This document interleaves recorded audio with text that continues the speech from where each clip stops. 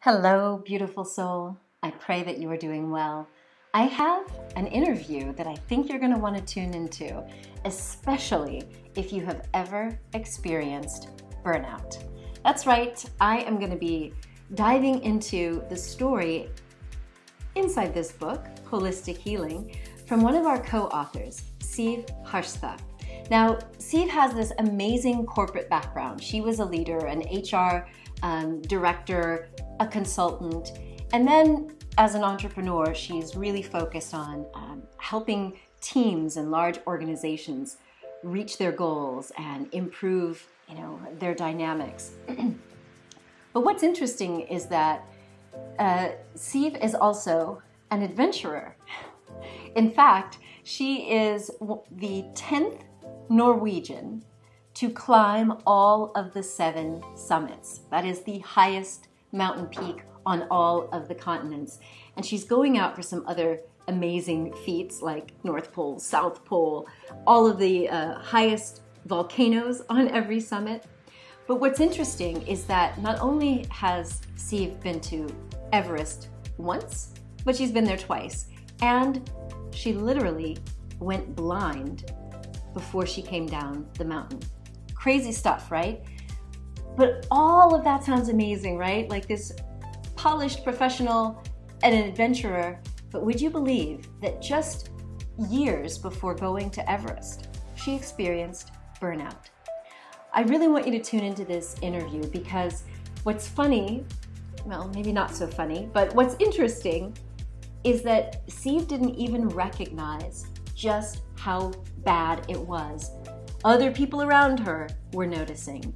And I think this is a lesson for everyone, especially because oftentimes we take on so much responsibility. And if we happen to be very conscientious, we may overcommit. We don't want to say no to people, and yet our body suffers. So if you know anyone who is leading in the direction of burnout or in burnout, this is an interview you're going to want to see. Siv Harstad, it is such a pleasure to connect with you again. Thank you so much for contributing your story to Holistic Healing. Thank you for having me. Well, it's a pretty amazing journey that you've been on these last several years. I mentioned that in the intro that you had this really great career in corporate. I think we should probably start there and then we'll work our way up the mountains. Does that sound good? Yeah, good for me. So one of the things that I think is so interesting is you didn't even really know or recognize that you were in burnout. Take me back to that period of time. What was going on with you in your job, in your life at that time? I've been in management consulting for many, many years prior to this. And so I was used to working a lot. And then I changed over to becoming head of HR in the finance industry. And initially I thought that would be slow down. It didn't really turn out like that. Many reasons for it. Illness in the company I worked for and many other things. But it was a lot of work. And in my mind, I didn't have problems with working a lot. But I guess there was some other things around it that made a big difference from previous experiences with working a lot. And part of that other was also, it was a quite toxic environment, right? Yeah, absolutely. Yeah. So combining the overwork and combining toxic people in a toxic environment, tell us about what happened. You share in the book that it was actually a colleague who first kind of threw out this warning flag that you were not okay. Yeah, because I kept telling myself I was okay, I could do this, I'm strong. And I even had a warning earlier than what I share in the book, about 6 months earlier than that. But I was like, pulling up my sleeves and saying, hey, come on, you can go to work, you can do this. So I had a conversation with myself and ended up saying, yeah, I can do this, and continued. So if I had stopped, at that point when the early warning came, it probably would have been a smoother and less heavy job to get out of the burnout again. Yeah. But I didn't take the signal. Well, unfortunately, most people don't. Like, we just think, okay, just suck it up. And in your case, you actually were saying, okay, just power through because you had a vacation coming up soon, right? Yeah. So I was thinking, another month or two, I can do this, And I was also constantly promised I would get some extra resources to help me out, which was postponed and postponed and postponed for more than half a year. Wow. So that was like, yeah. But anyway, one Friday afternoon, a colleague came into my office and said, "Hey, how are you?" And I was like, "I'm good." And he's like, "Yeah, but how are you really doing?" So. And how were you really doing? Like, what symptoms did you notice in yourself?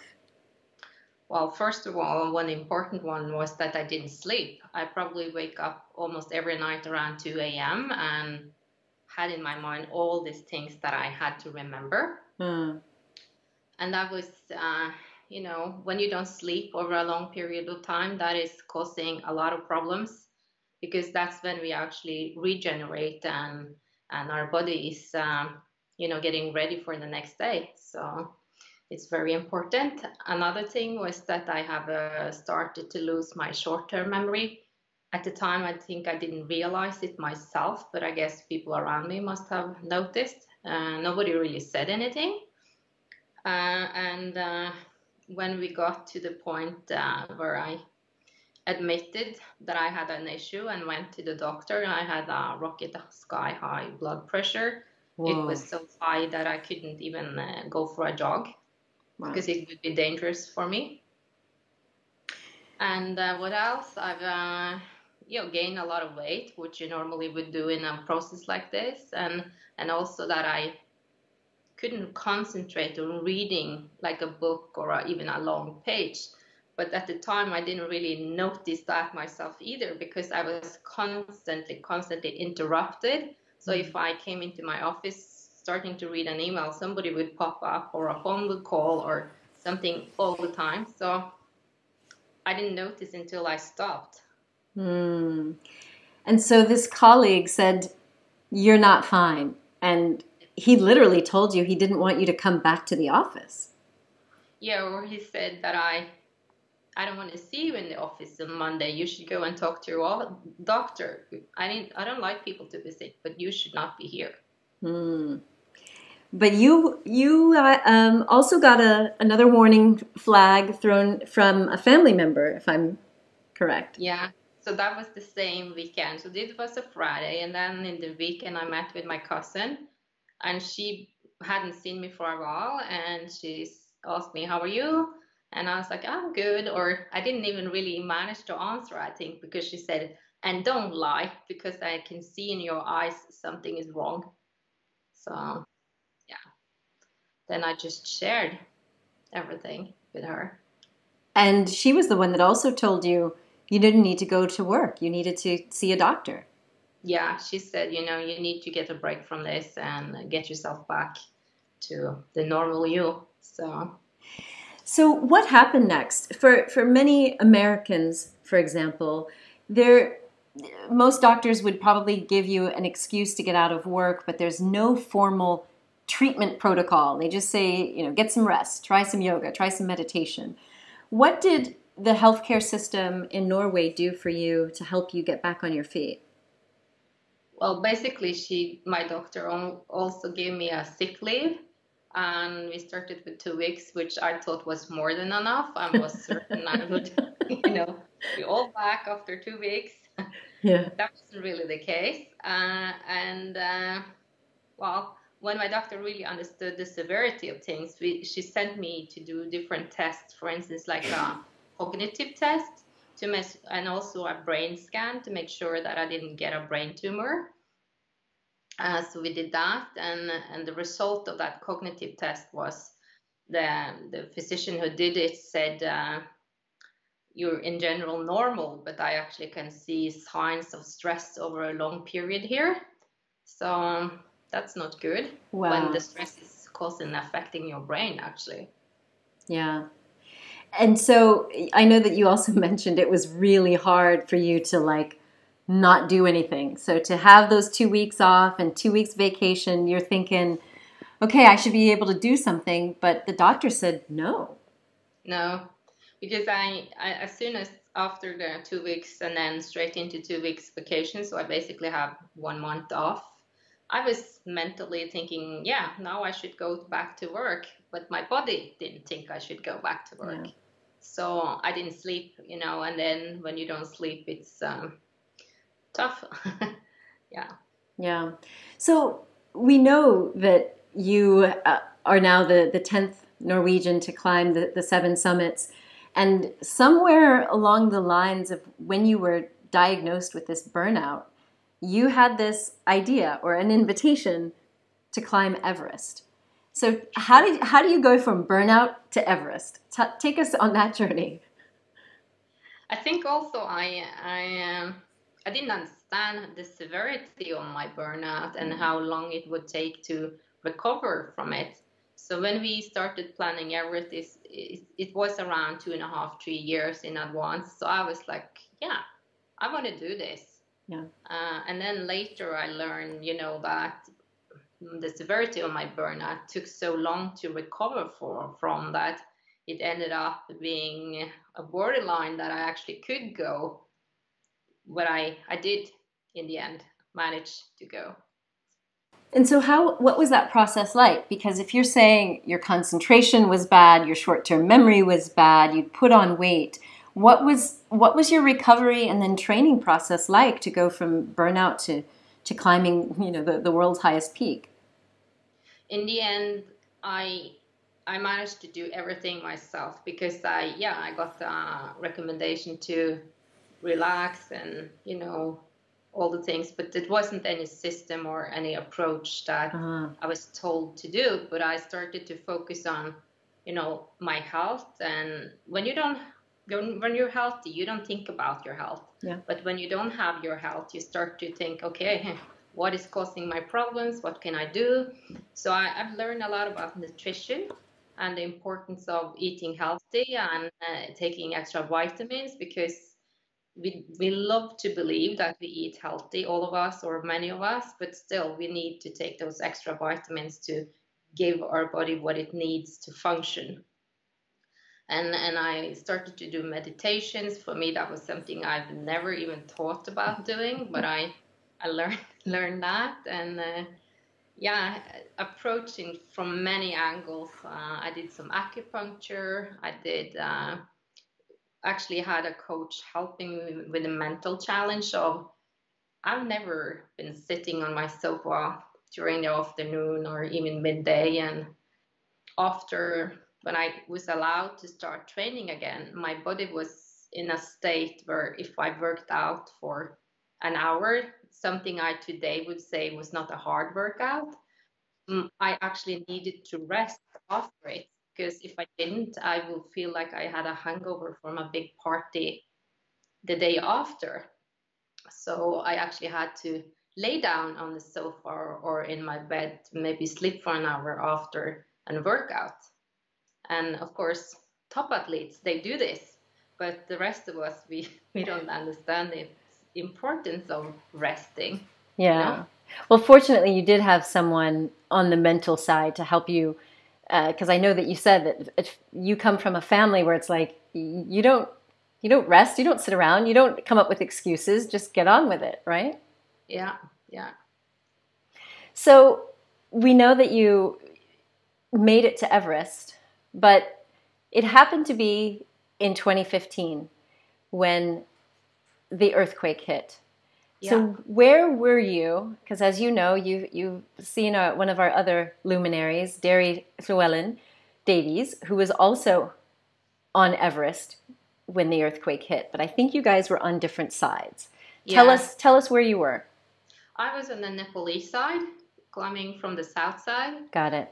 And that day we were doing acclimatation climb. So we were climbing a peak around 10K from Everest Base Camp. and the peak was 6,200 meters high. And on my way, very close, or even on the way up to that peak summit, I had a very uneasy feeling. And in the end, I ended up turning around just before the summit because I knew that I had to turn around. Wow. And then I did, and I managed to get the team with me. And as we came down a very, very steep chute, the earthquake started just at the bottom of it.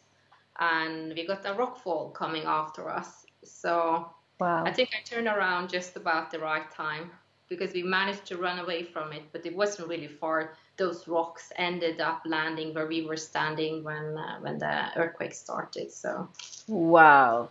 So I find that really fascinating, because you and I were talking before about how the Nepalese actually have a term for Everest, and yeah. she is a female, and there's a lot of spiritual experiences that I hear from different adventurers when they're on this mountain. So do you think that your body was just picking up something?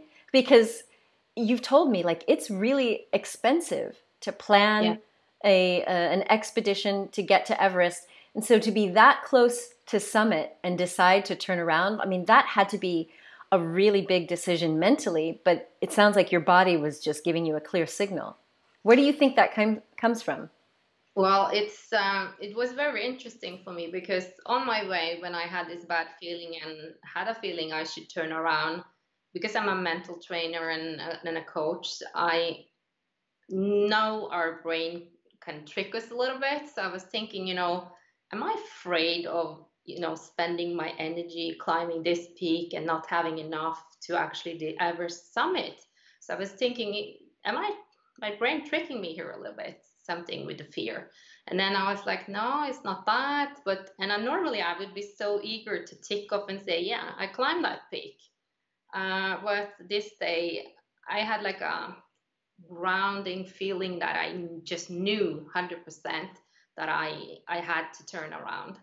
And I guess because I've had this burnout, and I started to learn to listen to my body, because to be able to become burnout, you don't listen anything to your body. I just ignored everything. So in the period in between here, I've actually learned to listen to my body, what it needs, and I guess that was my luck that I had and that I did listen. Wow, that is so amazing. But I also find that equally amazing that you did it again. Like, you built up the financial resources, kept your body in shape, and you went back to the summit of Everest. But getting all the way to the top, you would think, okay, that's the biggest hurdle. But no, you had a little surprise for you when you got to the top. Tell us about going blind on the top of Mount Everest. Yeah, I think as a mountaineering woman, we always know that the summit is always halfway, and it's a lot of hard work to climb down. But experiencing going blind on the summit of Everest, that was like, I wouldn't even think of it as a possibility that it could happen. But so really, even in your training, because I've heard about, like the high altitude pulmonary edema and brain changes that happen. So nobody had trained or alerted you to the fact that you could possibly have temporary blindness?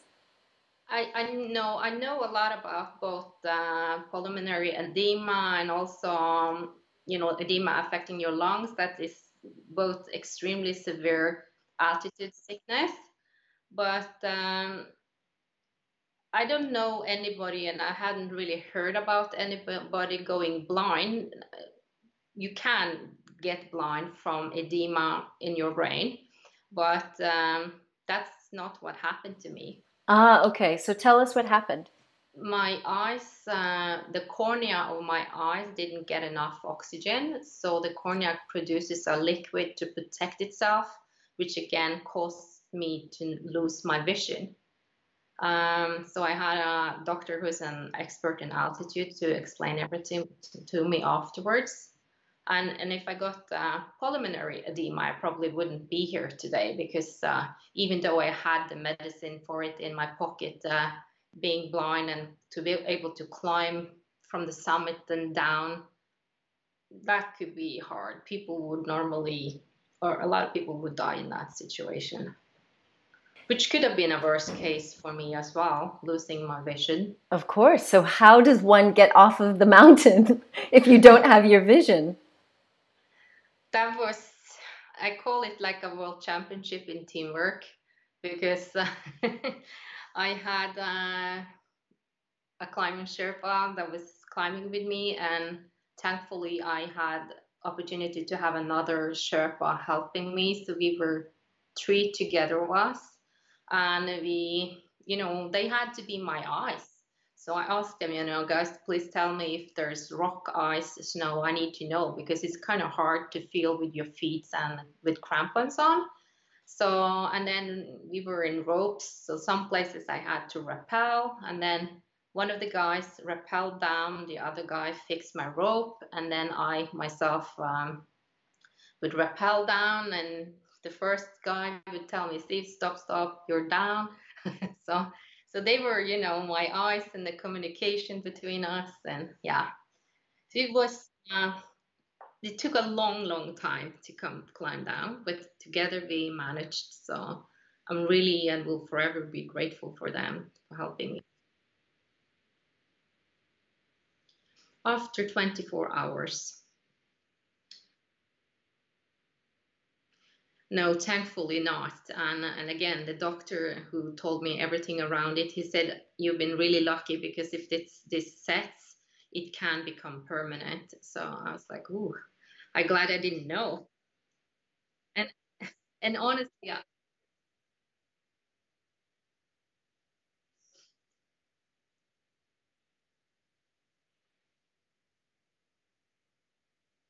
well, first of all, at the time I did think I was snowblind, because in high altitude, especially, you're so in risk of getting that if you take off your goggles or glasses. So I had good glasses and everything, but I have some problem with my oxygen mask, which caused my glasses to fog up, and then the fog froze, so it became ice on the inside of the glasses. So I had to remove that constantly, and then removing the glasses to fix it. That. So I had like in the back of my mind that this is not good. I've forgotten that I had purchased contact lenses with UV filter to protect me from going snowblind. But I think it was good that I thought I had that problem. Uh, so because that's normally something that goes away after 5-6 days. And then I also, because I'm a mental trainer, I'm, my mindset is very strong, and I can focus very good. So that helped me a lot, not thinking around what could happen, and instead focusing on the positive outcome and how we were going to be able to come down safely. Well, all of this is now making so much sense, because I know what you're doing today. Like, you're helping organizations and leaders with teams. So it sounds like what you and those Sherpas had was this ultimate trust and great communication that could help you get down the mountain even while blind. So just tell me a little bit about what's going on today. Like, for one, yes, you are a consultant and you're doing these amazing leadership expeditions and such, but you're also planning yet another crazy feat, right? Yeah. Yeah, so one of the things I'm planning is that I take people locally here, because we can't travel at the moment. I would take them somewhere for a weekend and challenge them and help them focus on their goals. And also, I do some what I call expedition ready training with companies or teams. But I do have some amazing plans for myself, and together with a friend, we are going to the North Pole as the first step of that big journey, hopefully in April. And so why the North Pole? Just because it exists and you want to go to someplace new? No, I have climbed the seven summits, and go to the North Pole and also to ski to the South Pole is what is called Explorers Grand Slam. So I want to do that, and just to top it off with something that nobody have done yet is to climb the seven volcanoes in addition. And so far I've done 5 of those 7. So 2 more volcanoes and 2 poles, and I'm there. I don't even want to ask what you're going to do after that is accomplished. But I do love that what your story has shown is that you can go from complete, utter burnout to really knowing your body and knowing how to train mentally and physically to get in great enough shape that you can go to the world's highest mountain twice, if not more. It's really, really incredible. Well, Siv, thank you again for sharing your story in this book. I think it's definitely going to inspire people, and I love how you've broken down how your sleep, your body, the nutrition, all of the things that you needed to do to recover from burnout. So for anyone else who's dealing with it, I think it's going to be very, very helpful. Yeah, I hope that I can, help somebody to see that, to have a burnout. It's not the end of the world. Most likely it's going to be maybe a year or 2 of your life, which is not much. And to focus that you can get very healthy and come strong back from it, because we are so much stronger than we think, and all of us can do so much more than we believe. So if I can help inspire somebody to do that, I would be really grateful for it. Yes, well, that's what you're doing on your website, Aim Lofty. You're encouraging people to create big dreams, big goals, and go after them and not get too complacent in your comfort zone, right? Yeah, I think it's when we go outside our comfort zone, that's where we can really feel that we're living, and, so many amazing things can happen for us. So true. Well, I love it. Well, we will be following along this new expedition going to the North Pole and beyond. So for those of you who are interested, definitely read Siv's story in Holistic Healing and check out her website so that you can subscribe to her newsletter, where she shares tips from her expeditions and how you can apply them in your own life or in your business. And of course, you can follow along on the expedition and support her and her friend Håkon, who are going on this crazy, crazy adventure. I love seeing the preparation that's going into it. So be sure to connect with Siv online. Yeah, thank you. My pleasure. Well, there you have it, my friends. Get your copy of the book. And remember, you are so much stronger, so much more resilient than you know. Sometimes it just takes a little bit of holistic healing. Bye for now. Bye.